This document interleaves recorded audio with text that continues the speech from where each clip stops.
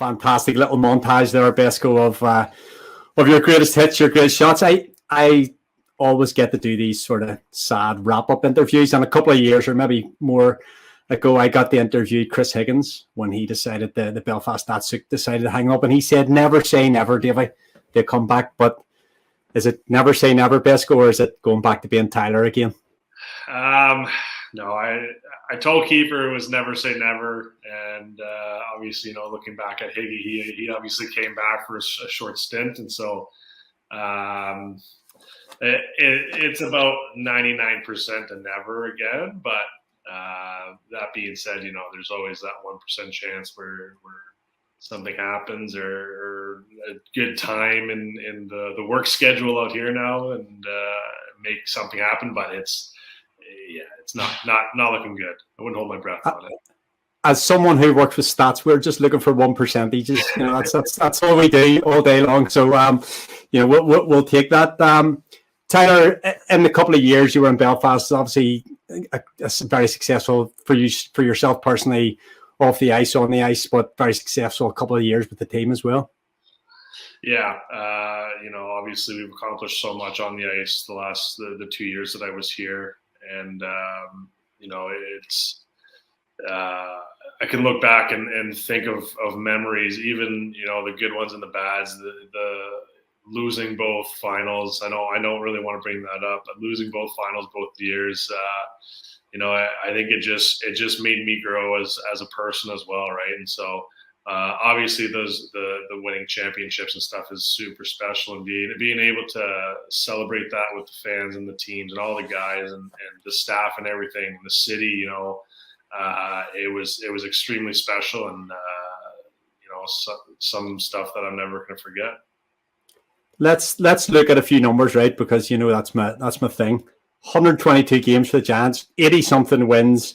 What are we talking here? 1.91 goals against average, 926 save percentage. Like, those numbers stack up very, very well against anyone that's ever pulled on the tail. You must be pretty proud of them looking back. Yeah, those are probably my two best years playing here in Belfast, numbers-wise. And so, obviously that I can attest that to the whole team, and having guys like, the Rayners and the Josh Roche, the Jim Vandermeers, the Griffin Reinhardts, the guys in front and the forwards as well. I mean, everybody who just, I think, buying into the system this past year especially, everybody bought into the system, and we had everybody pulling the right way and everybody playing their roles properly, and just good quality players making my job so much easier. And again, that's hats off to Kiefer as well for putting those into place and being able to get all these guys to buy in for those systems, because it's not easy, right? You got new guys. I think, this year I think we had there was maybe 7 or 8 returning guys, and so that's more than half of the guys that are coming into a new system and a new environment, and some guys that never played pro before, and so it's tough for Kiefer, but he did an amazing job both years. Let's talk just very, very briefly about Kiefer. Your first year was possibly Kiefer's rookie year. I can't remember whether he'd done 1 year prior to that or whether it was his second year as coach, but you've obviously taken that opportunity that he's gave you along to become a bit of an assistant coach, Mace, Stewie, and has that been enjoyable? Will you keep your toes into hockey? I will. I think that's one of the biggest things for hockey players to do is when they stop playing is to keep doing something in hockey, whether it's, being a trainer or sharpening skates or being a coach or anything, right? Just to be, just staying involved in the dressing room and getting that banter, whether it's, kids or parents or professional players, right? It's just being in that dressing room and getting that feeling of being in a hockey room. It's hard to explain, but it makes the transition that much easier. So I'm definitely going to do stuff out here. I'm going to coach. My plan is to coach at least 3 days a week, do some goalie coaching stuff, and then maybe a little bit down the line when Austin gets a little older, do a bit of coaching. But we'll see about that. And a quick word for the family there. They've grown up, and Mrs. Besko hasn't grown up in Belfast, but Austin growing up in Belfast and the marriage growing up in Belfast, it's been a nice time family wise for you as well. Oh, absolutely. He's probably a little too young to remember some of this stuff, but the plan is to go back when he's a little older and kind of show him around a little bit and show him. Maybe he does remember stuff and maybe he won't, but we're definitely going to be going back. Obviously Belfast is our second home, and everybody involved in the organization that made it so easy to make that transition. Because again, for a lot of these wives, girlfriends, kids, it's whether they've never come overseas or they're going to a different city, and it could be tough for some people, and the organization made it that much easier for us to be able to go over there and to transition to living in a different country. What about a few highlights, Tyler? Obviously, first time around we had the Continental Cup. We almost give you that taste of CHL action, which you're sadly turning down. But there must have been highlights over the couple of seasons for you. Yeah, the personal highlights are probably obviously lifting all 4 trophies. Winning the personal allocates as well. The MVP of the league my first year, MVP of the team this year, which was a surprise to me. Just stuff like that. Those are obviously special, but highlights on the ice. I mean, there's a few that jump out. I think this year playing in Sheffield, the one where I dove across and made that save, that was probably one of my better saves with everything considering the circumstances and whatnot. That was probably my best save ever. And then there was another one in Continental Cup, and I think the Challenge Cup against Guildford, there was 1 or 2 good ones there as well. So, but all in all, I could probably go game to game and think back to a save that I made in all of them. I'm going to ask you to single out a few people here for a little bit of Besko individual praise. People that you'll have worked very closely with: Stephen Murphy, first time round, Jackson Whistle this time, and of course the glue that keeps everybody together in Deco. Yeah, all 3 of those guys were huge for me, and just having a conversation with them, coming to the rink for practices or games and whatnot, and just bouncing ideas off of one another. Having a veteran like Stephen, he's obviously been around and he's seen a lot, and he coming into the league, I think he was able to help me out just to kind of understand the expectations and the 3-and-3s or the traveling or the ferry and whatnot, and being able to prepare mentally and physically for games.